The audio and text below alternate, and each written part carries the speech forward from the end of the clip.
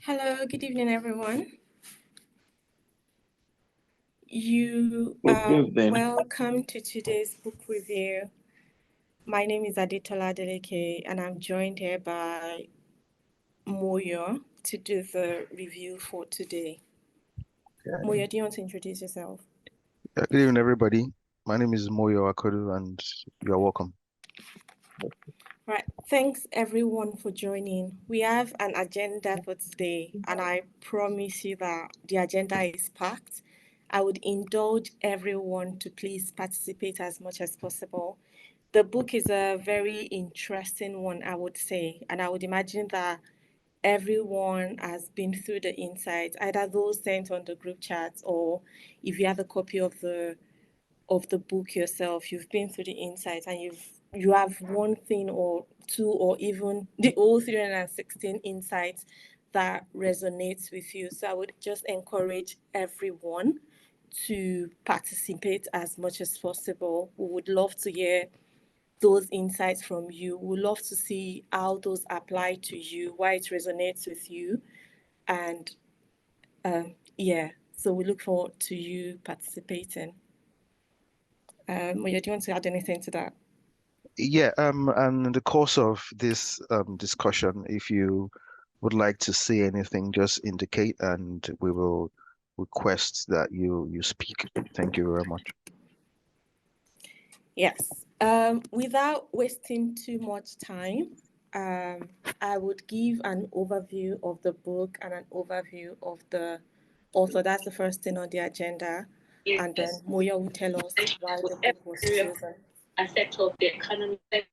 Why the book was chosen in the first place. So in terms of Scott Hagan, Scott is the well-known leadership expert and he's recognized for his ability to distill complex concepts. So concepts about leadership, concepts about communication, concepts about building personal power, is able to distill them into insights like it is in the book, things that we can easily action or things that would resonate with us. And the book is just a practical guide that it delves into the intricacy of language and impact of leadership in our lives and how it helps us with personal effectiveness.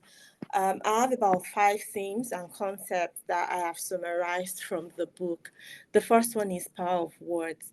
And what that says is that words play a very significant impact in shaping our perceptions and building our relationship with people and the way we influence people. So it's basically saying that we need to be careful with our words because our words are very powerful in the way it affects people. I have an example that I have here. So when we say, so for example, if you have a project, I would give you 2 statements and then I will tell you how those 2 statements would impact people. So if you have a project that you're doing as a project leader, if you say something like, this project is going to be really tough and we might face a lot of problems. I think the way you said that is probably making people think of how the project is not going to go well, is already creating a perception, is already giving them a feel of how the project is going to go, already creating some pessimistic perception for the projects. But if you take it the other way and say, this project is going to be a great opportunity for us to demonstrate and overcome challenges together, it gives it a very positive vibe. So Scott is basically saying that our words are very important. We need to think carefully when we say things. The other concept I will mention is our communication strategies, and it focuses on active listening. Active listening improves the quality of our communication. I know sometimes when people are talking, a lot of people do not listen. Rather, they're already thinking of what response to give.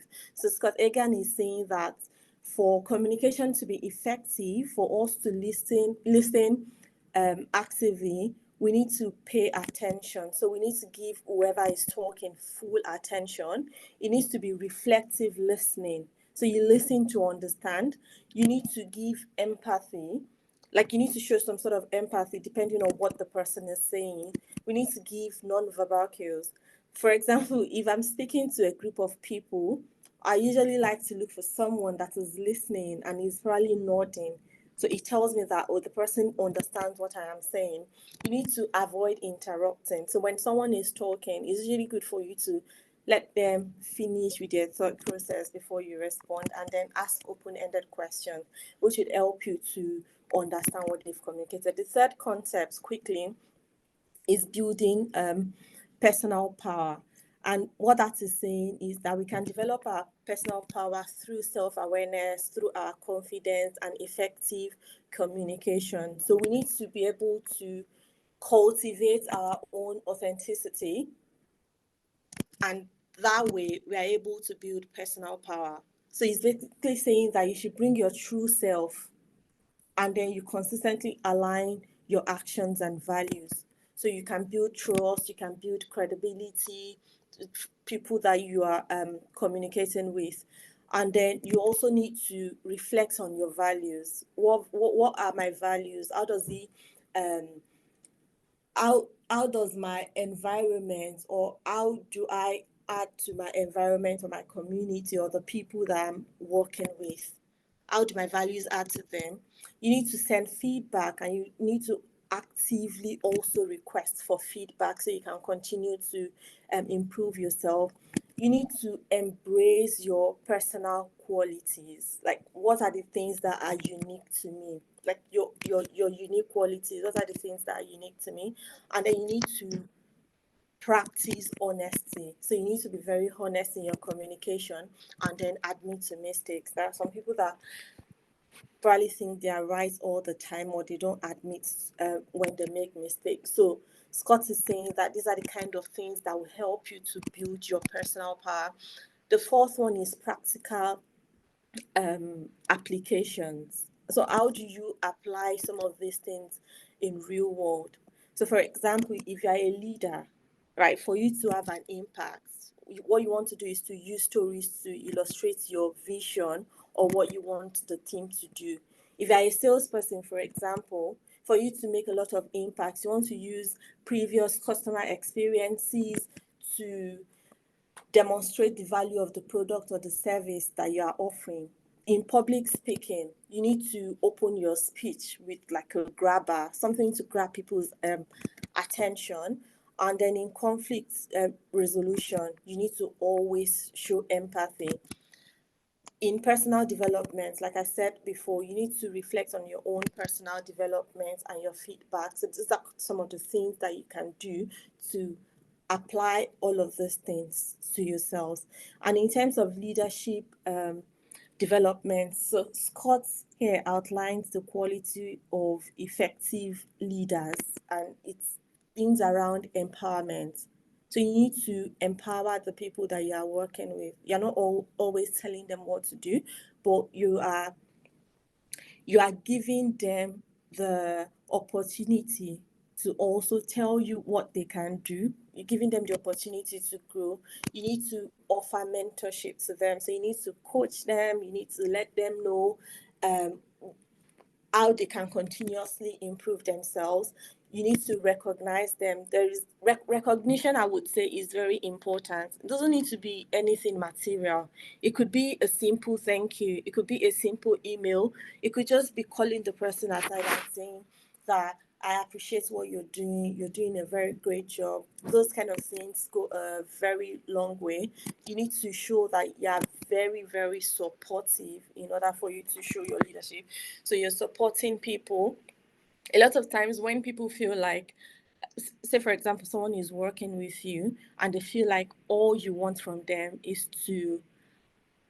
just for you to do the work, they probably won't go out of their way to do things. But if you're able to demonstrate that you support them, then they would go out of their way to do things. So, in conclusion, this book provides a lot of insight and things that we can easily action. So, if you want to improve your communication skill, if you want to build your influence, the insight in this book gives you points that you can action, things that resonate with you. There are short points that you can easily continue to recite or easily continue to just think about all of those things, meditate on them as you go around.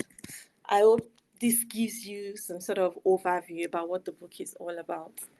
But Moya will tell you why we chose this book. Thank you, Ditola.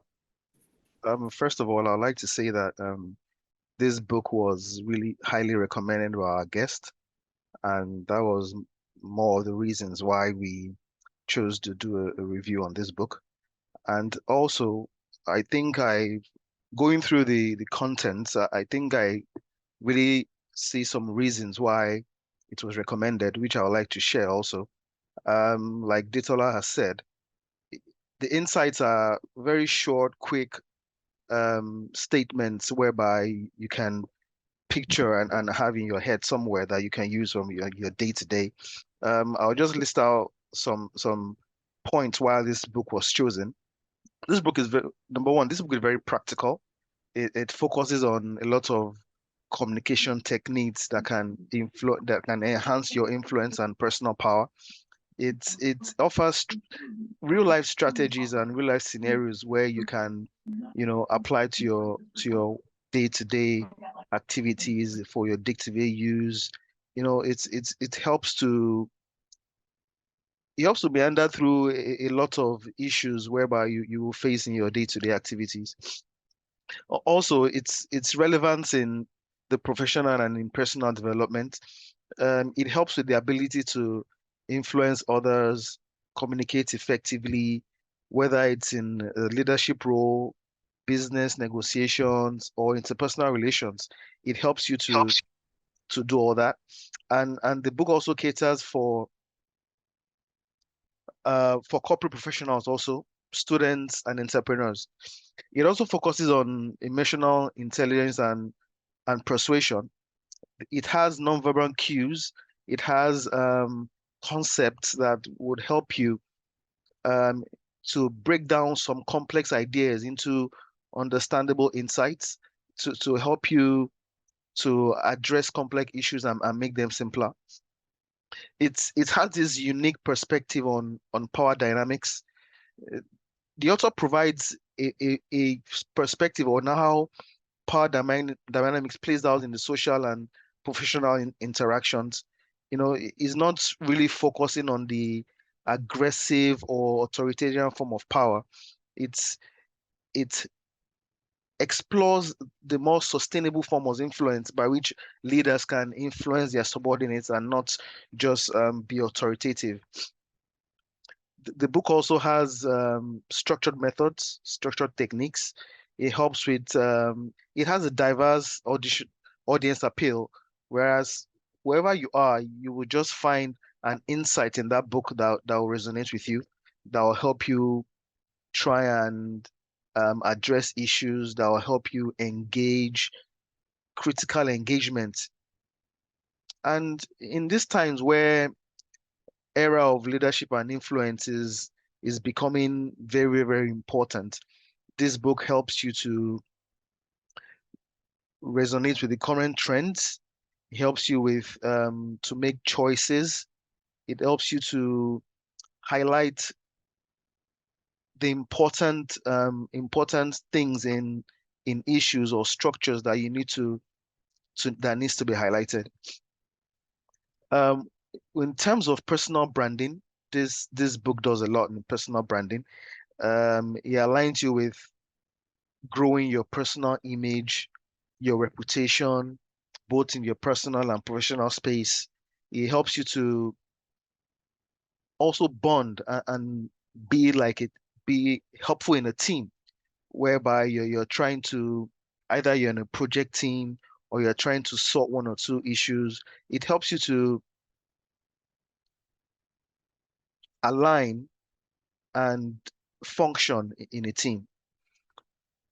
And when there's an on ongoing conversation, you can join the conversation because these books help you in communication. It's not a situation whereby a group of friends or in the professional setting they are talking about certain issues and you just be there wondering what will I say, how will I even get into this discussion and all that. The books really helps. You know, this is all what that was looked into, plus the recommendation by the guest that we said, okay, I think we need to try and review this book, give every listener here uh, an experience of what the author was trying to create in his head and give it on to us. So really, that's why we chose this book, and I believe that during this review, we will see more interesting insights that will resonate with us. At this point, I would like to introduce our guest. Um, he's the chairman of Energy Institute Nigeria.